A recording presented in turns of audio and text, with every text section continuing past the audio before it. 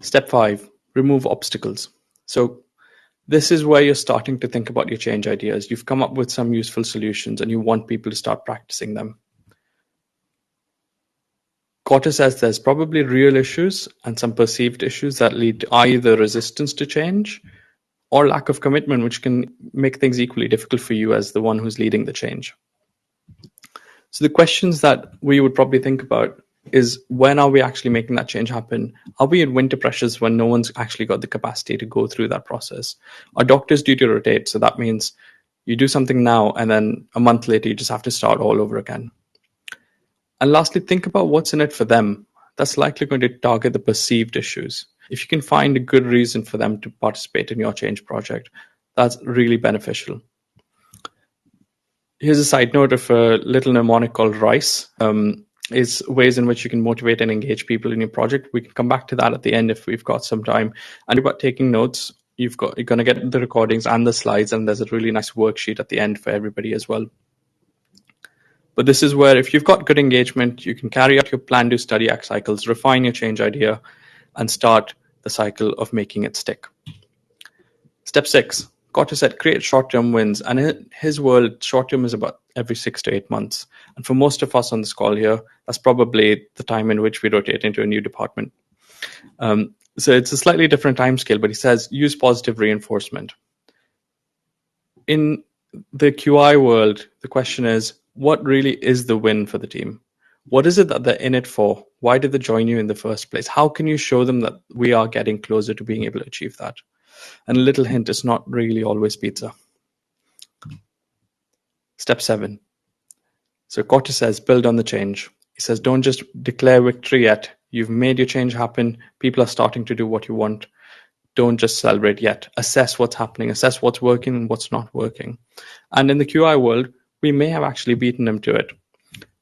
We've done the planning. We've done the doing. We've done the study. And in the act phase, this is what we do. We either adopt the change idea, we adapt it so it's better, or abandon it because it's causing harm.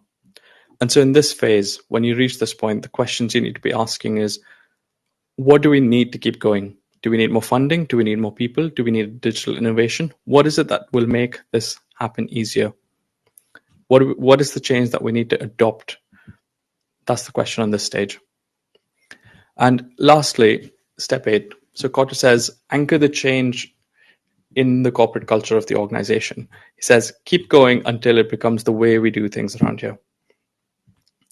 And incorporate into guidelines and procedures, which is something that we do as well when we come up with new change projects. If it's really good for the patient outcome, it goes into guidelines, it goes into SOPs. But if you've chosen the right problem, you've built the right solution, you've made it easy to use and people are doing it, you've shown that it works and patients are benefiting, what else do you need to make the change stick? How many of us are in this situation where we've done all of this and we leave and it doesn't stick? Things go back to the way they were. I'm going to introduce to you Bridges' transition model in this phase. This was by a man named William Bridges, who's unfortunately no more, but he's got fantastic books out there for you to read and listen to if you like. He talks about one of the most important resources, time.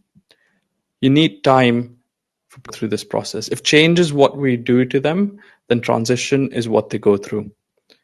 The transition process means letting go of a sense of stability and entering into a zone of being uncomfortable and not knowing what's going to happen until you can settle into the new responsibilities. And that's a really useful thing.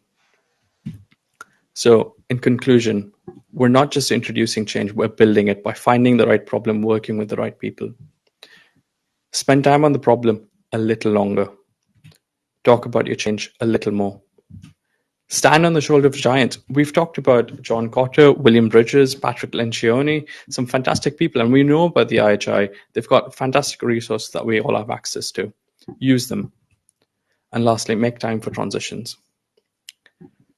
And as promised, here's a QR code to download the 8-step worksheet. As a coach, I love talking to people about leading change. I post regular content on there, so if that's of interest to you, you can find that there. And visit my website. There's more information and a few more free things on there. Thank you very much. And I hope I can hear the rest. I'm going to try and bring the screen back in front of me.